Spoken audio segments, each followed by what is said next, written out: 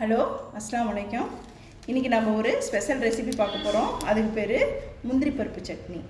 எல்லாரும் தேங்காயில் இல்லை இந்த பீர்க்கங்காய் தோலில் அந்த மாதிரி செஞ்சுருப்பாங்க. இது நம்ம இப்போ புதுசாக முந்திரி பருப்பில் சட்னி செய்ய போகிறோம். அதுக்கு முன்னாடி நான் ஒரு சின்ன விஷயம் சொல்லிக்கிறேன். நீங்கள் யாரையும் வெறுக்க வேண்டிய அவசியம் இல்லை. பிடிக்கவில்லை என்றால் அமைதியாக விலகிவிடுங்கள். ஏனென்றால் உங்கள் வெறுப்புக்கு முதலில் பலியாவது உங்கள் நிம்மதி என்பதை மறந்து விடாதீர்கள். ஓகே, நம்ம இப்போது சமையல் போகலாம். முதல்ல நான் இது ஒரு 2 டீஸ்பூன் எண்ணெய் எடுத்திருக்கேன், கடலை எண்ணெய். இதில் 3 பச்சை மிளகாய் போட்டுக்கிறேன். அதோட 1 டீஸ்பூன் கடலைப்பருப்பு, 1 டீஸ்பூன் உளுத்தம்பருப்பு போட்டு வறுத்துக்கிறேன். நல்லா இது செவக்கிற வரைக்கும் நல்லா வறுத்துக்கலாம். இப்போ இதோட 2 துண்டு இஞ்சி போட்டுக்கலாம், 1 கொத்து கருவேப்பிலை போட்டுக்கலாம். இப்போ இது 2 நிமிஷம் நல்லா வறுத்துட்டோம்.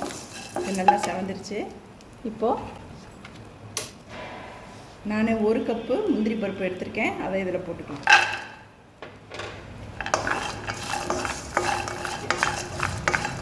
அடுப்பை ஆஃப் பண்ணிவிட்டு முந்திரி பருப்பை போட்டுக்கோங்க.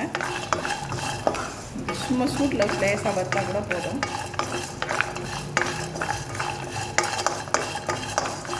இது கொஞ்சம் ஆறட்டும், நம்ம அப்புறம் மிக்சியில் போட்டு அரைச்சிக்கலாம். இப்போது நம்ம இதை மிக்சியில் போட்டுக்கலாம். ஆறிடுச்சு. இப்போது மிக்சியில் எல்லாம் போட்டாச்சு. இப்போ இதில் ஒரு 1/2 டீஸ்பூன் உப்பு போட்டுக்கலாம். ஒரு எலுமிச்சை பழம் அரை புழிஞ்சிக்கலாம்.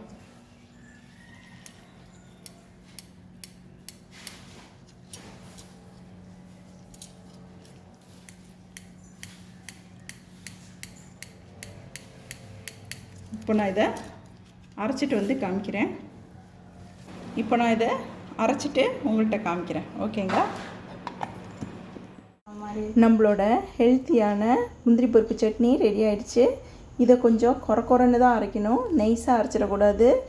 Very simple, very tasty. இதை நீங்கள் சாப்பாட்டுக்கு தொட்டுக்கலாம். உங்களுக்கு இது ரொம்ப பிடிக்கும்னு நினைக்கிறேன். புதுசாக செஞ்சுருக்கேன், ட்ரை பண்ணி பாருங்கள். என்னோடய வீடியோ உங்களுக்கு பிடிச்சிருந்துச்சுன்னா லைக் பண்ணுங்கள், ஷேர் பண்ணுங்கள், சப்ஸ்கிரைப் பண்ணுங்கள். நான் அடுத்த வீடியோவில் சந்திக்கிறேன்.